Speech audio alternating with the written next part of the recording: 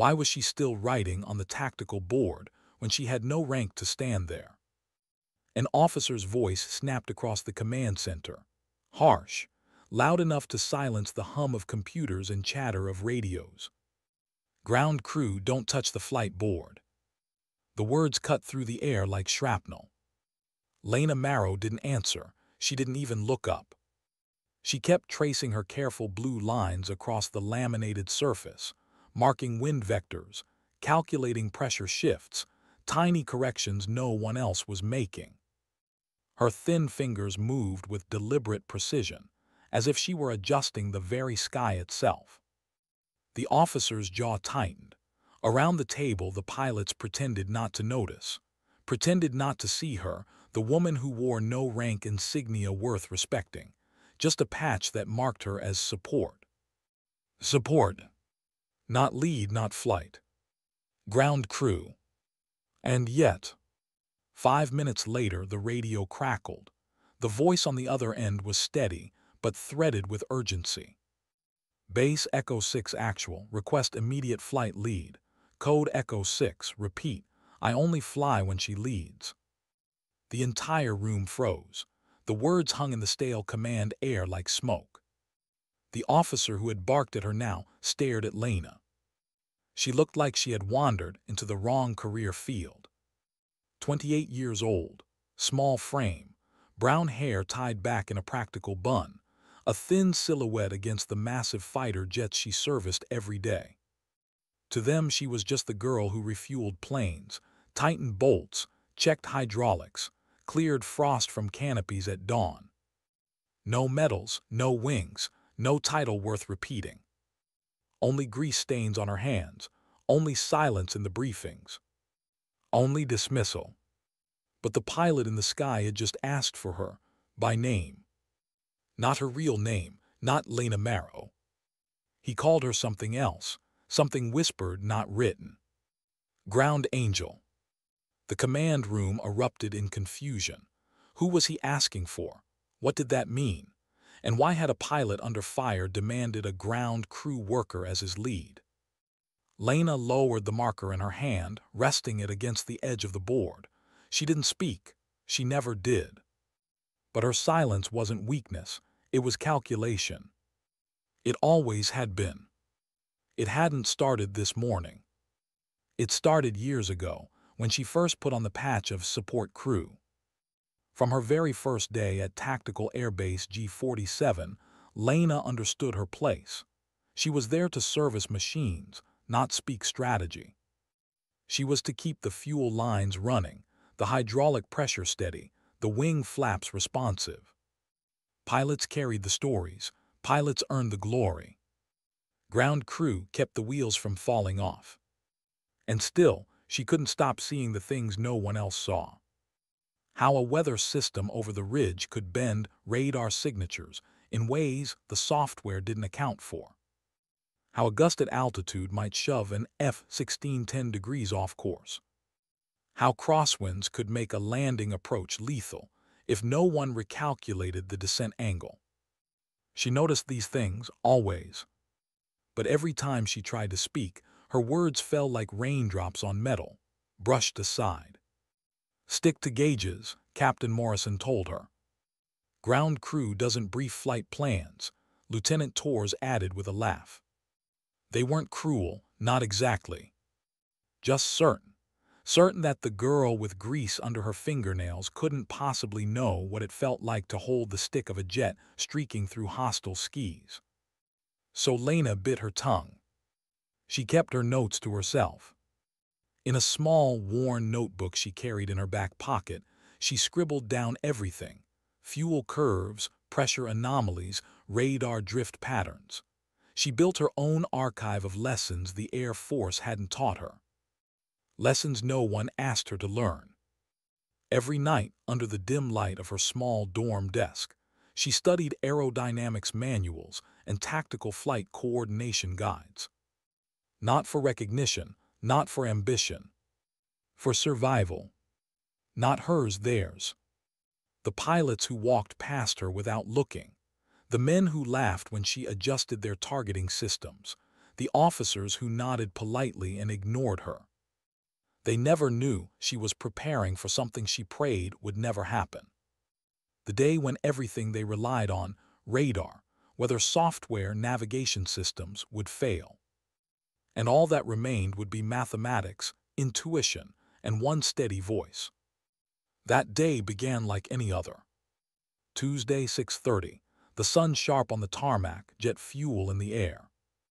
Lena was crouched under an F-16, hands buried in its hydraulic system, when the alarm split the morning. Scramble alert, Echo Squadron airborne. Sector 7, hostile contact. She straightened slowly, wiping grease from her palms onto a rag. Through the hangar's open doors, she watched pilots sprint toward operations, watched ground crews secure ladders, clear toolboxes, pull hoses from the ramp. The chaos was controlled, it always was. Until the transmission came. Base Echo 6 actual, multiple bandits, GPS down, navigation unreliable. We need immediate flight lead coordination. Her breath caught. It wasn't panic in the pilot's voice. Mateo Gerard wasn't a man who panicked, but there was strain, edges of it. And that alone was enough to tell her this was bad. In the command center, officers leaned over monitors. Maps flickered with static. The electronic jamming wasn't just in the sky, it was here, poisoning their systems, blinding their screens. The primary flight coordinator wasn't even on base. The backup was home, sick. What remained were officers trained for routine, not for this. Lena could hear their struggle over the hangar intercom. Numbers shouted, commands repeated, confusion thickening. She lowered her rag, walked calm to the auxiliary console near the maintenance station, an old system, manual, analog, forgotten by most. Her hands moved automatically, pulling weather data, running the math herself. Pressure, temperature, altitude, shear, wind vectors. On a scrap of paper, she mapped the safe corridor back through the storm. A corridor the main system would never calculate because the jamming had corrupted its data. Her pencil pressed down heavy. The numbers were unforgiving. If they took the standard route, Echo Squadron would fly straight into a wind shear zone. With their guidance systems crippled, that would tear them apart. There was another way, risky, narrow, but safe. She stood ready to speak, to say the numbers aloud. But before she could, Major Richards loomed behind her. "Morrow, what are you doing?" "Sir," she said quietly, "I'm calculating backup navigation for Echo Squadron." "Your ground crew," he snapped, "not your job, back to your duties." She met his eyes, calm, steady. "Sir, the atmospheric conditions." "I said back to work." He walked away just like that. The pencil stayed still in her hand. She knew the truth. She had the path, and no one would hear it. Not yet. 20 minutes later, the transmission sharpened. Base Echo 6, Winchester on missiles, low on fuel, navigation still down. We need immediate guidance for RTB. Weather's deteriorating. We have wounded. The room stilled. Even the static felt heavier. And then came the request no one expected. Base Echo 6 actual, requesting specific flight lead. Call sign Ground Angel. Confusion rippled. Ground Angel who? What? Echo 6 say again. Ground Angel, Captain Gerard repeated, his tone unflinching. French-Austrian female 28, she's guided Echo flights before. Eyes turned slowly, inevitably to Lena. Still crouched by a console, still silent. The officer's gaze narrowed. 3 months ago, hadn't there been that strange night? An F-16 returning safely after total radar failure. The pilot claiming an unknown voice had guided him in. The investigation had gone nowhere. But the memory returned now, unwanted, unavoidable. Echo 6, Richards barked into the radio. You're asking for a ground crew member as flight lead. Affirmative, Gerard answered, calm as if reading from a flight checklist. She's the only one who can get us home alive. Lena's chest tightened. Her notebook, her midnight studies, her secret protocols, they weren't theory anymore. They weren't silent anymore. They were the only option left. She could still feel the pencil in her hand. The numbers already written. The path already there. But saying yes meant breaking silence. It meant stepping into a role she had no authority to claim. It meant no longer being invisible. She stared at the microphone, then at the officers, then at the ceiling, where the speakers hissed with the breath of 6 men running out of fuel in hostile skis. Her lips parted, and the story shifted forever. The microphone sat inches from her hand. She could hear the static broken by shallow breaths from pilots clinging to formation in hostile skis. 6 aircraft, fuel gauges bleeding toward empty, ammunition spent, navigation crippled. Every second she delayed was another pound of fuel gone, another mile toward disaster. Ground crew, that was what the officers saw. But in the sky, a man called her something else. Ground angel. Her fingers trembled just once, then stilled. She pressed the switch. Echo Squadron, this is Ground Angel. Her voice came out steady, clear, calm, as though it had been waiting years for this moment. A pause then. Echo 6 Actual, reading you Ground Angel, standing by for guidance. The command center was silent. The same officers who had barked at her dismissed her, laughed at her technical corrections, now frozen, listening.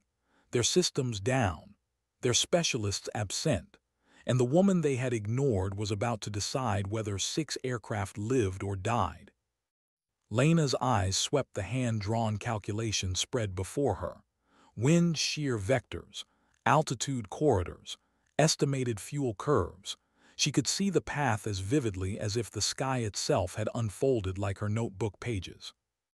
Echo 6, begin descent to flight level 200, heading 270, compensate 3 degrees right for wind drift. Echo Squadron, confirm. Ground Angel, Echo 6 Actual, roger, descending, heading 270, all flights follow. On the auxiliary radar, faint green dots shifted, aligning themselves to her voice. 6 fighters banking as one. In the hangar, a wrench clattered to the floor. Someone had dropped it without realizing. No one moved to pick it up. The quiet ground crew girl was leading a squadron through combat airspace. But the truth was, this wasn't the first time.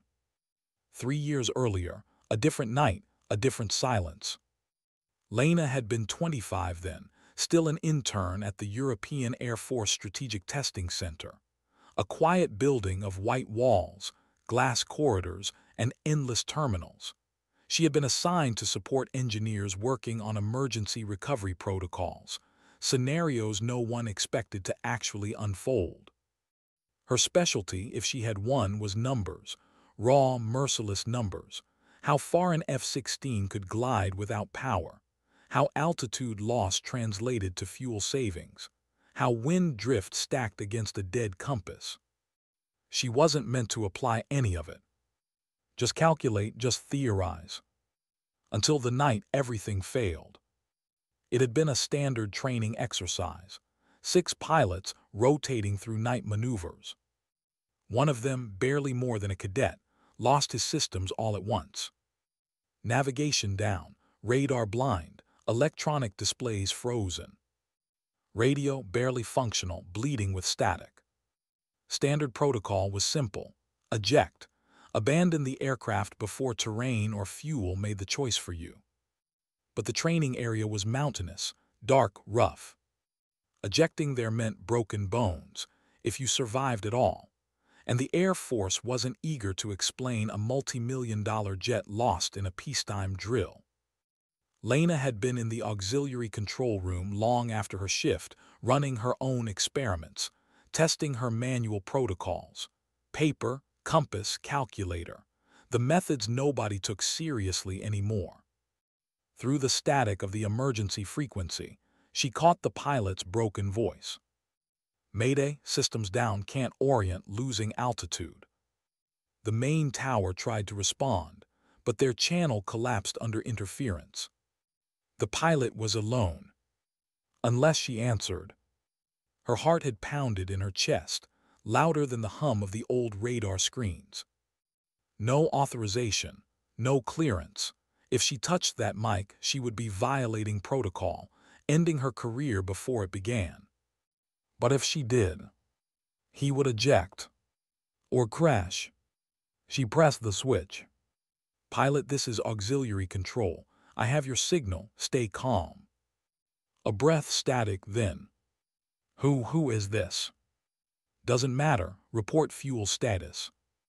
"Minimal, can't tell exact. Instruments down." "Copy, I'll calculate glide slope.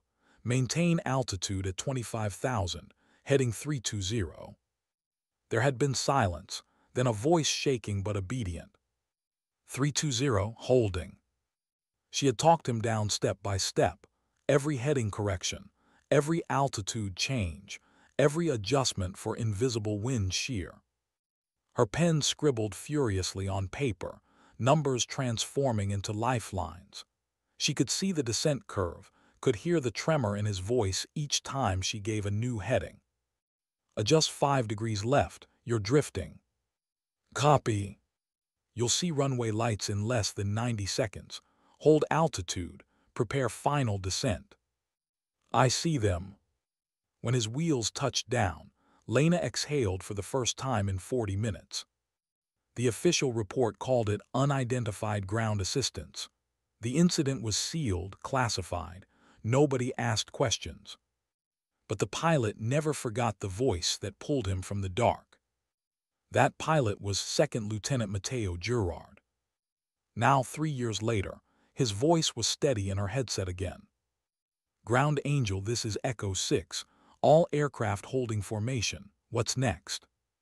Lena blinked the memory away, focusing on the green blips crossing her analog radar. Her voice carried no hesitation. "Echo 2, adjust heading 265. You're entering wind shear. Echo 4, reduce altitude 100 feet to balance drift." "Copy, Ground Angel," came the replies one after another. She could feel every officer behind her watching, their silence louder than their earlier ridicule. But her focus was elsewhere. She wasn't proving herself to them. She wasn't trying to claim authority. She was bringing 6 pilots home. That was all. That had always been all. The storm system thickened. On the analog screens, Lena tracked the front rolling in from the northwest.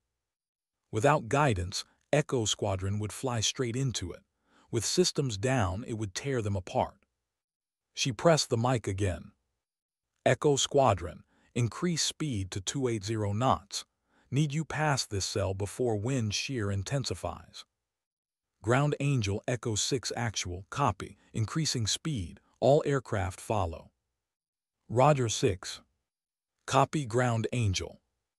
Her headset filled with the voices of men who, hours ago, wouldn't have given her a second glance on the tarmac. Now they trusted her with their lives. But trust wasn't universal. At her side, Major Richard still hovered, arms crossed, eyes narrowed. "You never told us who you really are," he muttered. "I'm ground crew, sir," she replied evenly. "Don't play games. That pilot just identified you as his personal flight lead." She adjusted a calculation. "I don't need a title. You're overstepping every boundary in this base." "Then you should stop me," she said quietly, not looking up, "or let me finish guiding them home." Richard said nothing. For once, silence favored her. 20 minutes later, radar pings lit up the horizon. The first F-16 emerged from the clouds, descending in tight formation. Then another, then 4 more. One by one, wheels touched down, engines screamed into idle, canopies cracked open. They were home, all 6. The hangar erupted. Ground crews spilled onto the ramp, drawn by the rumor already spreading like fire. The quiet woman had guided Echo Squadron back with nothing but her voice and a notebook. Lena stood by the radio console, headset still in hand, exhausted, empty. But not surprised, because she had always known this day would come. The pilots dismounted, helmets off, sweat-streaked faces, relief etched deep. Mateo Gerard walked straight past the officers, past the other ground crew, past everyone. Stopped in front of Lena, extended his hand. "Ground Angel," he said simply, "thank you again." She took his hand. "Just doing my job, Captain." He shook his head. "No, you were doing everyone's job."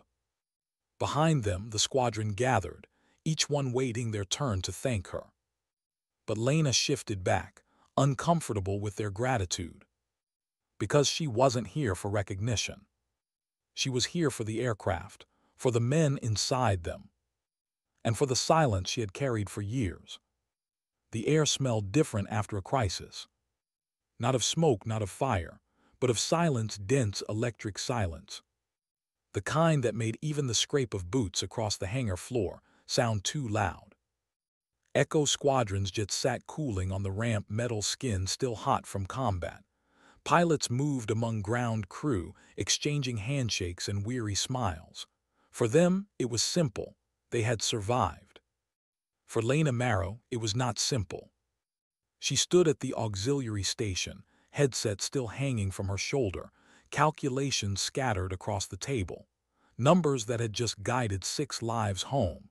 Numbers no one had asked for, but everyone now depended on. Major Richards broke the silence first. "Morrow, my office now." His tone wasn't rage. It wasn't even authority. It was confusion, wearing the mask of command. Lena followed him inside, her small frame dwarfed by the heavy door as it closed behind her. He didn't sit. He didn't offer her a seat. He just stared. "You want to explain," he said slowly, "how a ground technician coordinated a live combat recovery, with precision equal to or beyond our trained flight officers." Lena kept her hands clasped behind her back, posture calm. "I applied manual navigation protocols, sir, adjusted for wind shear and fuel burn." "Don't play coy," Richard snapped. "Where did you learn this?" She hesitated, just long enough for him to see. "Then, European Air Force Testing Center, 3 years ago. I was part of a classified program on emergency flight coordination." Richards blinked once, twice. "That's not in your file." "It wouldn't be," she said quietly. For a moment, only the hum of the office's fluorescent light filled the room. Richards paced, muttering. "So you've been sitting here on my ground crew, tightening bolts and checking hydraulics, while hiding this." "I wasn't hiding," Lena corrected softly. "I was finished with that part of my life." His eyes narrowed. "Finished? You just saved 6 pilots from being torn out of the sky. You think that, finished?" Her gaze dropped to the floor. The truth pressed against her chest like a weight she had carried for years. "I didn't want to be up there anymore, sir. Not even from the ground. I just wanted the aircraft to come home." Hours later, long after the hangar had emptied, Mateo Gerard found her still at her workstation. She was bent over an open panel, tools in hand, as though nothing had happened. He leaned against the metal frame, helmet tucked under his arm. "You're still pretending to be invisible," he said. She didn't look up. "I'm maintaining hydraulic pressure." "You guided us through hostile skis," he countered. "That's not invisible." Lena tightened a bolt, slow and deliberate. "I only did what had to be done." "You always say that," Gerard said, stepping closer. "Do you remember the first time?" Her wrench froze. She didn't answer. 3 years ago," he continued, voice low, "night exercise. My systems failed. Tower lost me. I was ready to eject. Then a voice came through the static. Calm, unshaken. Step by step, you talked me down." Finally, Lena looked at him. Her brown eyes were tired but steady. "You weren't supposed to remember." "How could I forget? I was 23, terrified and convinced I was about to die, and then you appeared, this disembodied voice. Ground angel. He gave a small, humorless laugh. I never saw your face, didn't even know if you were real. But when I transferred here and heard your accent, the way you spoke about weather systems, I knew it was you. Lena wiped her hands on a rag, setting the wrench aside. You shouldn't have called me that today, not in front of them. You think I care what they think? Gerard's eyes hardened. They owe you their lives, I owe you mine twice. Her silence lingered. She had no answer that wouldn't sound like deflection. It hadn't always been silence. Before she chose anonymity, before she buried herself in wrenches and gauges, Lena had lived in the testing center. A world of sterile halls and endless experiments. Her days had been consumed with data, calculating glide ratios, modeling wind effects, simulating radar failures. Her nights had been spent alone in the auxiliary control room, running manual scenarios no one asked for. Her colleagues called her obsessive. Her supervisors called her brilliant, but impractical. Manual protocols are relics, they said. The future is digital, automated, trust the systems. But Lena never trusted systems. Machines failed, computers froze, data could be corrupted. She trusted physics, she trusted math, she trusted her own eyes. So when that training jet faltered in the night sky, she hadn't hesitated. She had broken every rule, seized the mic and guided him home. The report buried her involvement. The Air Force didn't want to admit their systems had failed while an intern had succeeded. For Lena, that night changed everything. Not because she had saved a life, but because she had tasted what it meant to carry one. And she wasn't sure she wanted that weight again. So when her internship ended, she didn't pursue coordination. She didn't ask for wings. She requested ground crew. She chose grease over glory, silence over recognition. Because fixing machines was safer than guiding men who might never come back. Back at G47, the walls of her choice were closing in. The next morning, Lena entered the hangar to find a crowd waiting. Not mechanics, not crew, officers. Major Richards among them, holding a folder. "Marrow," he said, his voice clipped. "Command wants to review your record. Effective immediately, you're under evaluation for transfer to flight operations." Lena froze. "I requested ground assignment, sir." "Not anymore. You've proven yourself too valuable to waste under wings." She felt every eye on her, sharp and expectant. She kept her tone flat. "With respect, I don't want the transfer." Murmurs rippled. No one refused upward movement. No one turned down the kind of recognition most people bled for. Richard's jaw tightened. "This isn't a request." Before she could reply, Gerard's voice cut across the hangar. "Sir, with respect, she's already chosen where she belongs." Richards turned. "And where's that, Captain?" "Where she keeps us alive," Gerard said, "whether you like the title or not." The room stilled. Lena's heart pounded, not from pride but from dread. The spotlight she had avoided for years was now fixed on her, unblinking. And she knew one thing. Once the military had its grip on you, it never let go. That evening, back in her dorm, Lena opened her notebook. Its pages were filled with diagrams, equations, weather charts. But she flipped to the back, where a single phrase was written in neat blue ink. "If no one leads the way, trust physics." Her own quiet creed. Her own defiance against a world that demanded authority before action. She traced the words with her fingertip. Then closed the book. Because tomorrow, the fight wouldn't be against weather or jamming. It would be against the very system she had tried to avoid. They gave her an office she didn't want. A clean room in the operations wing, one floor above the hangar. No grease stains on the walls, no scattered wrenches, no familiar smell of jet fuel. Just screens, maps, and the suffocating weight of expectation. Lena Marrow stood in the doorway, arms folded, staring at the plaque on the desk. Flight Coordination Division Specialist Assignment Pending. She didn't touch it, didn't even cross the threshold.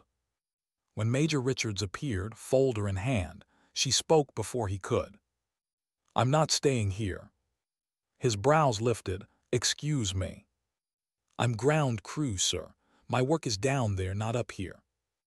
Richards set the folder on the desk. "Command disagrees. After yesterday, they want you available for live coordination, effective immediately." Lena exhaled slowly, eyes on the floor. "I didn't ask for this." "You didn't have to," Richards said. "The pilots did." And that was the truth. Word of Ground Angel had already spread across the base. Echo Squadron had carried her name back like a battle standard. For them, it wasn't myth or rumor. It was survival. "You've been hiding in plain sight," Richards added, quieter now. "But you can't hide anymore." He left her with the folder, the office, and the choice that wasn't a choice at all. The first test came sooner than anyone expected. 2 days later, before dawn had even broken, the klaxons wailed again. "All stations, scramble alert. Falcon Squadron intercept mission, Sector 9. Lena was in the hangar, hands deep inside an auxiliary pump when the siren ripped her concentration away. Around her, mechanics scattered, securing equipment. Pilots ran toward the flight line. The air shifted from routine to chaos in seconds. And then the intercom crackled. "Coordination post to Ground Angel. Report immediately." Her wrench slipped in her hand. She hadn't heard that name over the loudspeakers before. It wasn't in any official roster, and yet someone had put it there. Ground Angel. Lena set the wrench down, wiped her hands on her coveralls and walked, not ran to the ops wing. The pace of someone dragged by inevitability, not rushing to embrace it. When she entered the control room, every officer turned. No one questioned her presence this time. No one ordered her back to her tools. Richards gestured to the console. "They're requesting you." She put on the headset, her pulse steady despite the weight pressing against her ribs. "Falcon Squadron, this is Ground Angel. Report status." The reply came instantly, relief obvious even through static. "Ground Angel, Falcon 1. We've got 5 bogies, electronic interference, requesting navigation guidance to intercept. 5 hostile aircraft, a live intercept, and they wanted her again." Her eyes flicked across the raw meteorological feed, the analog radar she had insisted remain active despite protests from the tech division. The digital system was already glitching, screen lines crawling with interference. "Falcon Squadron, adjust heading 185. Maintain altitude flight level 220. You'll approach target vector in 4 minutes. Copy. Ground Angel, adjusting." Around her, the command officers worked in silence. No interruptions, no second guessing. Their eyes were on her, not in doubt but in something closer to disbelief. Because what she was doing required a team, a bank of software, hours of prep. And she was doing it with a notebook and a pen. But Lena wasn't thinking about their stares. She was thinking about the pilots, the ones who had stopped laughing at her weather observations, the ones who now sought her out before flight briefings, asking, "What do you see? What do we need to know?" They trusted her. That trust was heavier than any metal. "Falcon 3, adjust 3 degrees right. You're drifting." "Roger." Ground Angel. "Falcon 4, fuel status. 30% remaining." "Copy. Adjust throttle to conserve burn. You'll need it for recovery." Her voice was flat, clinical, calm. But inside, she felt the pull, the same dread that had driven her away from coordination years ago. The knowledge that every correction she made could mean the difference between landing and a black crater in the earth. It wasn't glory, it was weight, and she had chosen once to live without it. The intercept unfolded fast. On her radar, hostile aircraft shifted, breaking formation. Falcon Squadron closed the distance. Missiles locked. Falcon 1 banded at your 11. Range 2 miles. Break left now. Copy Ground Angel. Engaging. Through the headset came bursts of comms, grunts, shouts, the clipped language of combat. For the officers in the room, it was chaos. For Lena, it was mathematics, vectors, angles, timings. She mapped the dogfight in her mind like lines on a chalkboard. Every warning she gave was one step ahead of disaster. Falcon 2, altitude drop 200. Avoid crossfire. Falcon 4, extend, don't chase. Falcon 1, target clear, take the shot. A roar over the channel, then silence, then the flat, steady confirmation. Bandit down, remaining hostiles retreating. The room exhaled as one. Falcon Squadron circled back, fuel low but intact, not a single jet lost. Lena removed the headset and placed it on the console. Her hands were steady, though her chest ached with the suppressed adrenaline. Around her the officers stared. Richards finally broke the silence. "Specialist Marrow," he said slowly, "whether you want the title or not, you're now our lead coordinator." Lena shook her head. "No, sir, I'm ground crew." "You can't be both," Richards said. But Lena knew he was wrong. Because she had to be both. That evening back in the hangar, she returned to the F-16 she had left unfinished. The pump still open, tools still waiting. She slid back under the wing, her small flashlight beam cutting across metal. She worked in silence the way she preferred. Grease on her fingers, not paper. Bolts and valves, not vectors and altitude. But her mind wasn't silent. It was filled with voices. 6 pilots yesterday, 4 today, each one who had trusted her, each one who had lived because of calculations scribbled in her notebook. She closed her eyes for a moment, resting her forehead against the cool skin of the jet. She wasn't a commander, she didn't want to lead. But when skis failed, when systems went blind, when lives dangled between survival and flame, someone had to speak. And sometimes the one voice that mattered most was the one nobody wanted to hear until it was too late. It started as whispers. 2 days after Falcon Squadron's intercept, mechanics were still replaying the moment over lunch. Pilots lingered near her maintenance bay, quietly asking for her thoughts before flights. Even officers, the same ones who once cut her off in meetings, now hesitated before dismissing her. Then the whispers turned into something sharper. Paperwork, reports, questions asked in hallways. By the end of the week, Lena Marrow's name wasn't just a rumor. It was an anomaly stamped on the desk of command headquarters. She sat in a stark briefing room, a long metal table between her and 3 officers flown in from regional command. The one in the middle, a colonel with sharp eyes and a clipped voice, didn't bother with introductions. "You're telling us," he began, "that a ground crew technician has been leading live combat coordination, with no authority, no clearance, and no documented training." Lena kept her eyes on the table. "I applied manual navigation protocols when systems failed." "That's not the question." The colonel leaned forward. "The question is why? Why were you in that seat at all?" "Because the pilots needed guidance," Lena said simply. The colonel's jaw tightened. "Guidance that should come from qualified officers. You realize what you did was a violation of chain of command." Lena raised her eyes at last, calm, steady. "Chain of command was already broken, sir. Systems down, coordinators unavailable. I was the only one left." The silence that followed was heavy. The colonel's pen tapped once against the folder in front of him. Finally, he leaned back. "You're dangerous, Specialist Marrow. Not because you're wrong, but because you're right without permission." After the interrogation, Lena returned to the hangar, her coveralls dusted with grease again.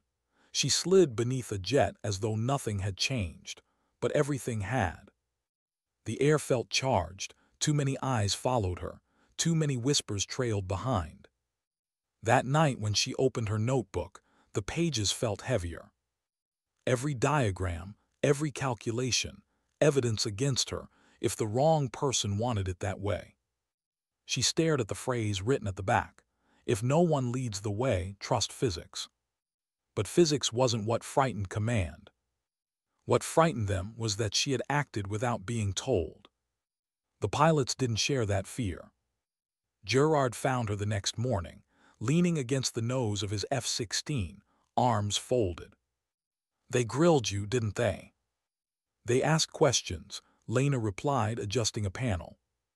And you gave answers they didn't like, he said. She gave the faintest of smiles. Seems that way. He tilted his head. Do you regret it? Her wrench tightened against a bolt. Regret what? Saving us twice. Her hand stilled. She didn't answer. Gerard studied her in silence. Then, you don't want this attention, I get it. But Lena, you can't put lightning back in a bottle. The moment you spoke on that radio, you changed things. For us, for them, for yourself. She set the wrench down, turning toward him. Her voice was low, almost sharp. I never wanted to change anything. I just wanted the aircraft to come home. Gerard's gaze softened. And they did because of you. The third test came that evening. An emergency call. Thunderclouds massing over the coast. A training squadron caught in the storm, systems failing one by one. The ops room was a storm of its own, screens flickering, officers barking over each other, no one in control. And then through the noise. Ground Angel to coordination. They're asking for her. The colonel from headquarters, still present, turned sharply. Absolutely not. We have protocols. Gerard cut him off. Protocols won't matter if they're dead. The colonel's face flushed, but the radio crackled again. Desperate voices from the storm. Base, this is Training Flight Charlie. We're blind in heavy turbulence. Request immediate guidance. Repeat, requesting Ground Angel. The colonel hesitated. His hand hovered over the mic. Then reluctantly, he shoved it toward Lena. Fine, do it, but know this, you're being watched. Lena slipped on the headset. Training Charlie, this is Ground Angel. Copy your status. Stay calm, I'll guide you through. The voices steadied. Even through interference, relief was audible. Ground Angel Charlie 1, standing by. The storm was merciless. Winds tearing across vectors, lightning flickering across her radar feed. The digital system was near useless. The analog screen barely kept up. But Lena didn't need flawless screens. She needed numbers, patterns, physics. Charlie 2, adjust heading 310. You're drifting into downdraft. Copy. Charlie 3, reduce throttle.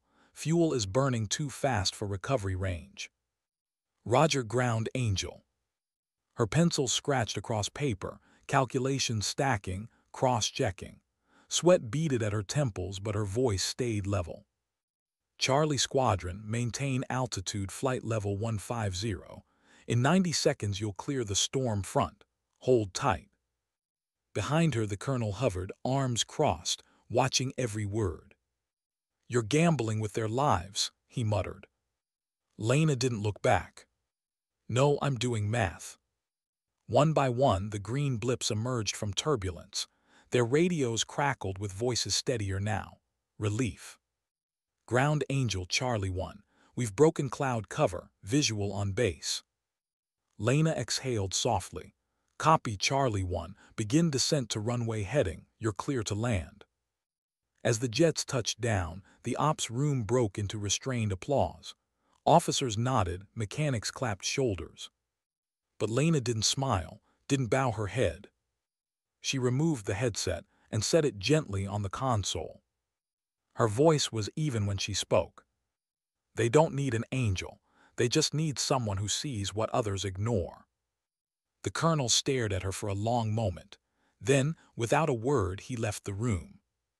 That night, the plaque at the auxiliary console had a new engraving scratched into its edge. Nobody knew who carved it. It read, "She wasn't in the cockpit, but she led the way." Lena saw it the next morning. She traced the letters with her fingertip, sighed once, and went back to tightening bolts. Because no matter what anyone else called her, in her own mind she was still what she had always been. Ground crew. They called her Ground Angel now. Not in official briefings, not on paperwork, but in the hallways, in the mess, out on the ramp at dawn. Pilots said it like a prayer. Mechanics whispered it with a half-smile. Even new recruits arrived at Base G-47 already knowing the rumor. There's a woman in coveralls who can bring you home when everything else fails. But not everyone said it with reverence. For some, the name was a threat. Lena first noticed the shift in the officers' eyes. They no longer dismissed her outright. No more scoffs when she corrected fuel ratios, no rolled eyes when she pointed out weather cells. Instead, there was something sharper in their gaze, suspicion. Because a legend that didn't come from rank or protocol had no leash, and no leash meant no control. The summons came one humid morning. She was ordered to the base's secure conference room. The walls were thicker, the windows absent, the air staler than usual. Around the table sat 5 officers she barely knew, all higher rank than Richards. Their uniforms crisp, their expressions harder. The one at the head spoke first. "Specialist Lena Marrow, do you know why you're here?" She stayed standing. "Because pilots keep asking for me." A murmur rippled around the table. The officer leaned forward. "You've interfered in 3 operations. 2 combat, 1 storm recovery. Each time against protocol. Each time with results that should not be possible for someone of your station." Lena's hands stayed clasped behind her back. "I didn't interfere, sir. I filled a gap when no one else could." "That's the problem," another officer cut in. "The chain of command exists to prevent gaps. When you insert yourself, you undermine the very structure that keeps this machine running." Her eyes lifted steady. "If the machine worked, sir, I wouldn't need to." The silence after that was brittle. Finally, the head officer said, "You've become a myth. That makes you useful or dangerous. We need to decide which." Back in the hangar, Lena picked up her wrench as though nothing had been said. But she could feel the pressure coiling tighter. Even Gerard noticed. He found her that evening, leaning against the wing of his jet. "They're circling, aren't they?" "They're officers," she replied without looking up. "Circling is their nature." He smirked, but the humor didn't last. "They don't trust what they can't control." "And I don't trust what can't do math," Lena said flatly, tightening a bolt. Gerard chuckled once, then his voice lowered. "Be careful. Not everyone wants you to succeed. Some would rather see you fail just to prove the system works without you." She finally looked at him. "Then they'll have to put their careers above your lives. Wouldn't be the first time." Gerard said nothing, because they both knew it was true. The next crisis came at night. The alert klaxon wailed at 22:00 hours. A joint exercise had turned live. Mixed squadron of Falcons and Hawks had stumbled into hostile patrols. 2 pilots injured. Navigation scrambled by jamming. The ops center lit up like a storm. Screens flickered, comms overlapped, voices shouted over each other. Then one voice cut through the noise. "Base, this is Hawk 2, requesting Ground Angel. Repeat, requesting Ground Angel as flight lead." The room froze. Officers exchanged glances. The head coordinator, a man with twice her years and none of her calm, stiffened. "Denied," he snapped. "Ground crew has no authority." The radio crackled again, harder this time. "Negative, base. We only fly with Ground Angel. Put her on or we're blind." The coordinator flushed red. His authority was being shattered in real time. Richard, standing near the back, met Lena's eyes. "Go," he said quietly. She stepped forward, slipped on the headset. The coordinator nearly exploded. "This is unacceptable. She's not cleared." But Lena's voice was already in the channel, steady as steel.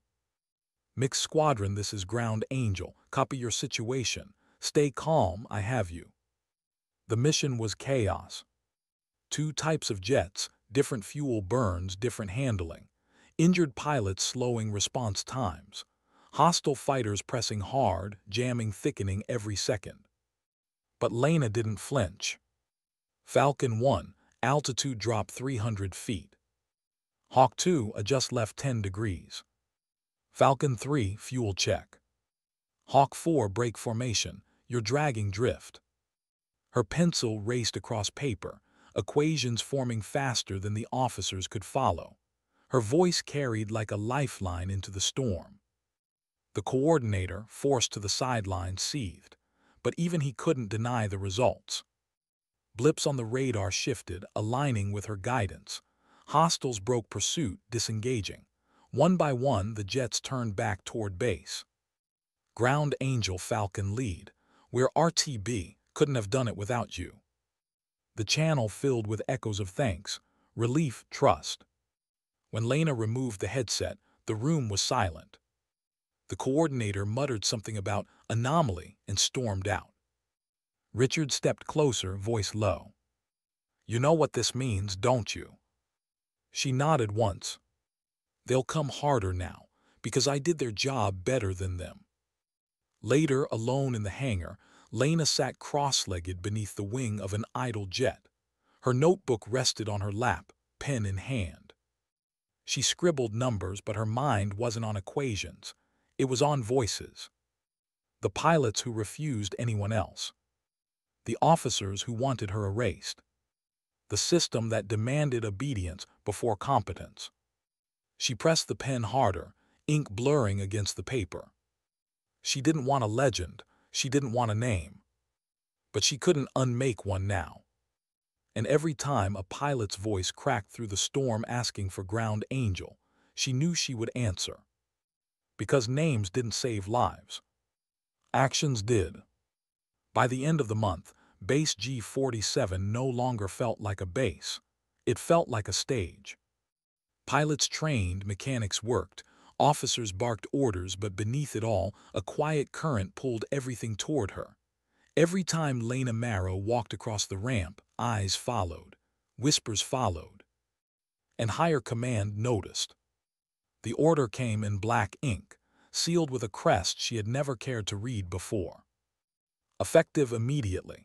Specialist Lena Marrow is to be reassigned to Regional Command Headquarters for review and reclassification. The paper trembled slightly in Richard's hand as he read it aloud in the hangar office. Gerard was there, leaning against the wall, jaw tight.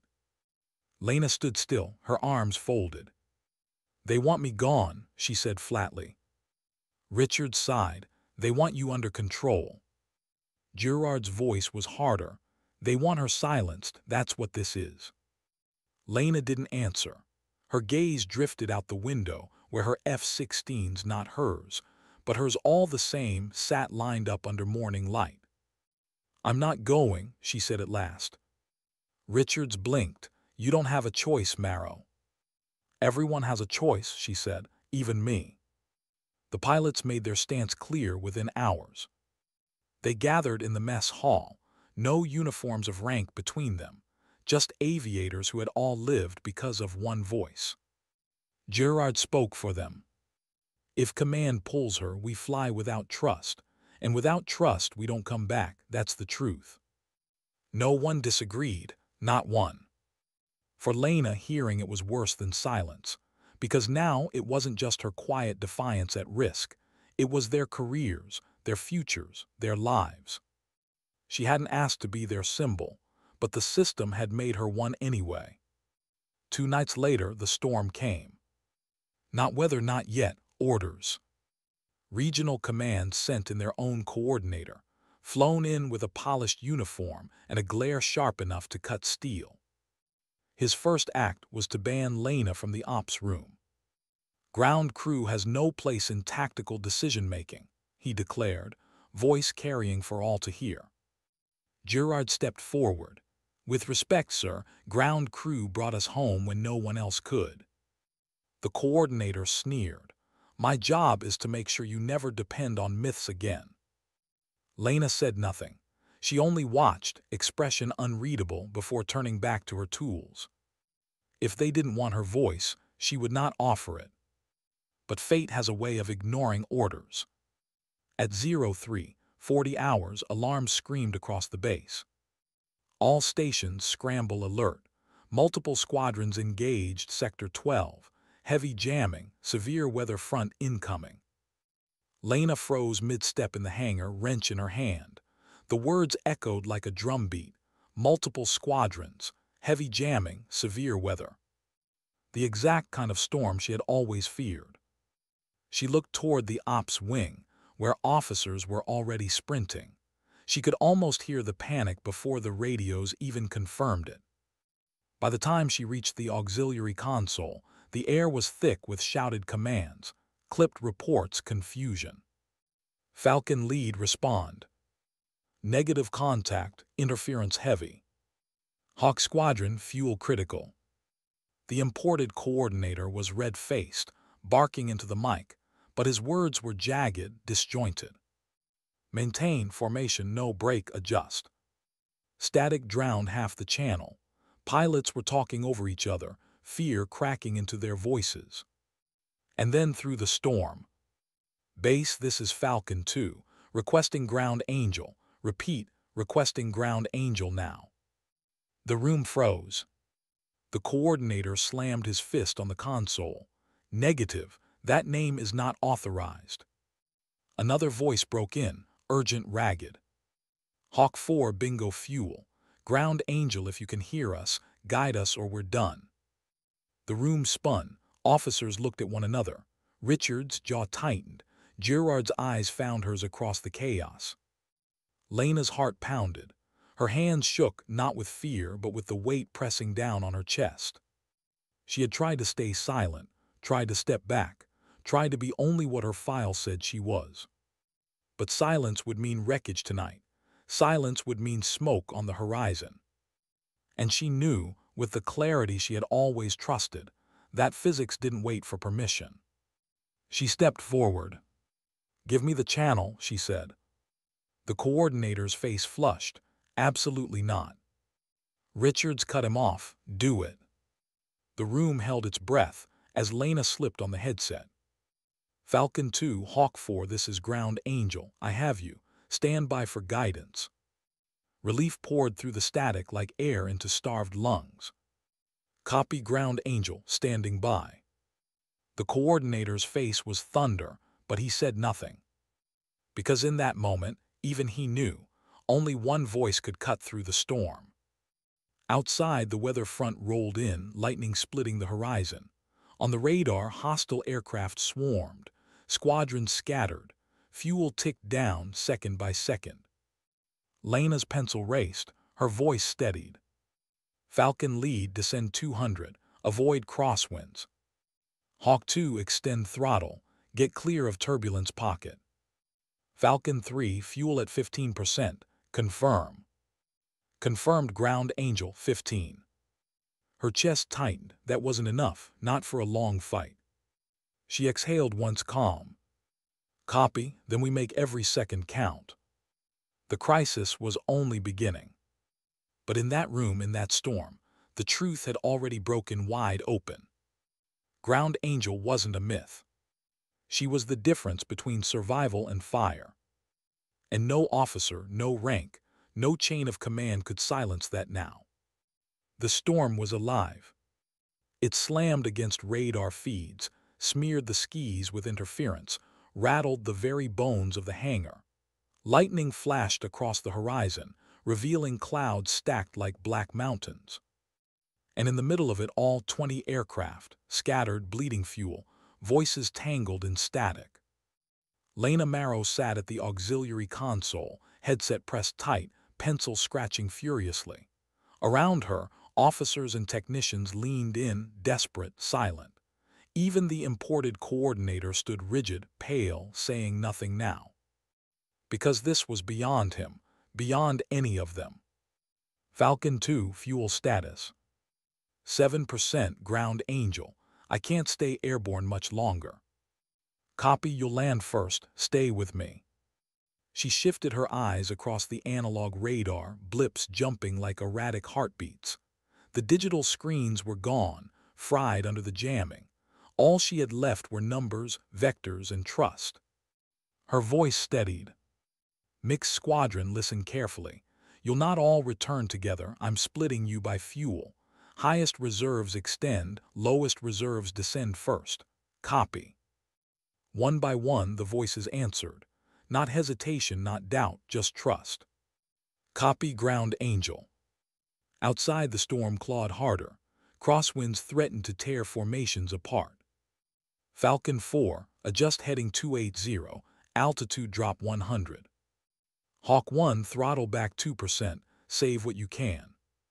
Falcon 2, prepare for priority approach, you're first down.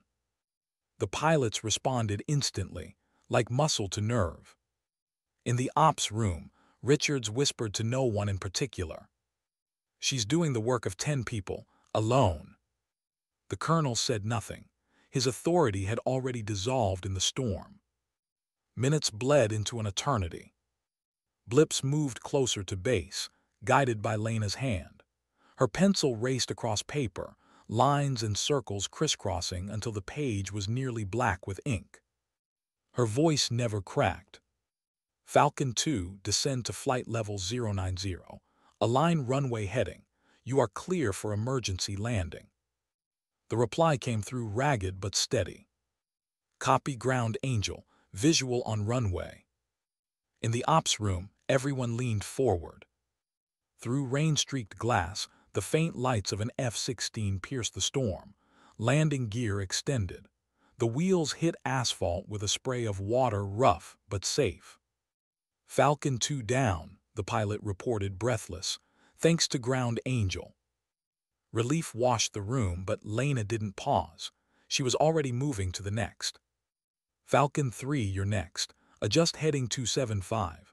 Hawk 4, hold altitude, conserve fuel. One by one, she pulled them home. Each landing ripped from the storm, each survival line drawn by hand. But not all could wait. Ground Angel, Hawk 3 here. Fuel's gone, I'm losing altitude.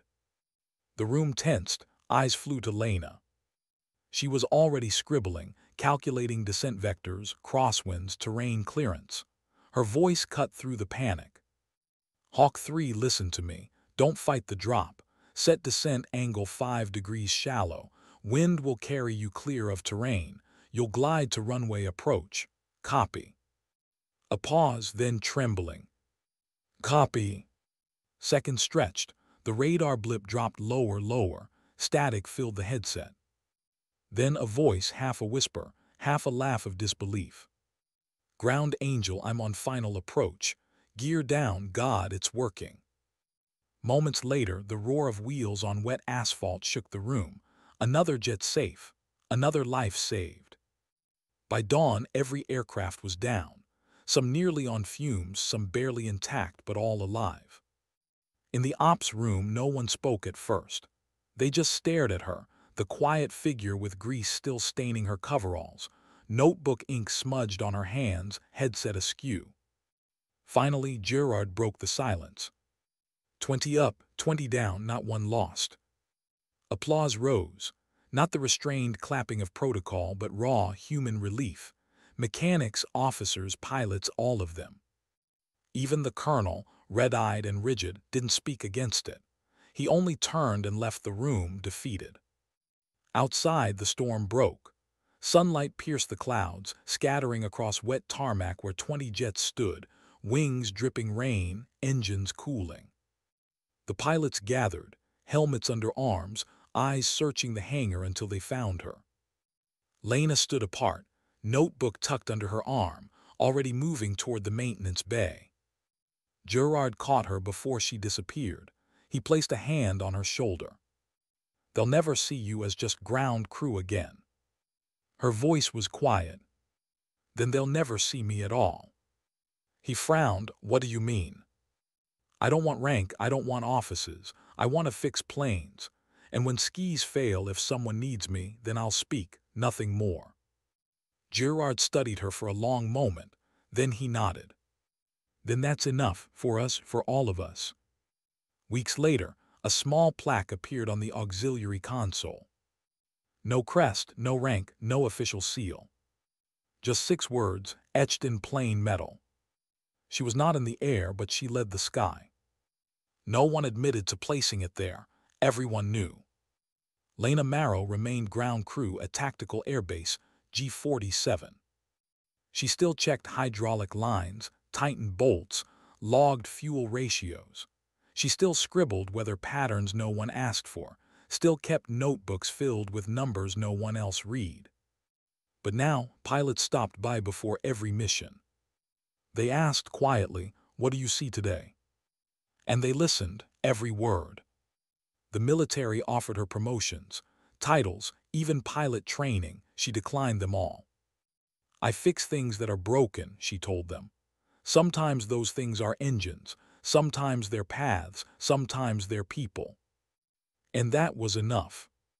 Lena never called herself a leader. But leadership was never about titles, or medals, or seats at polished tables. It was about stepping forward when no one else would. About seeing what others ignored. About choosing silence until silence would mean death. And in those moments, when skis failed and lives hung by a thread, one voice always cut through the storm. Ground Angel. The mechanic who never left the ground.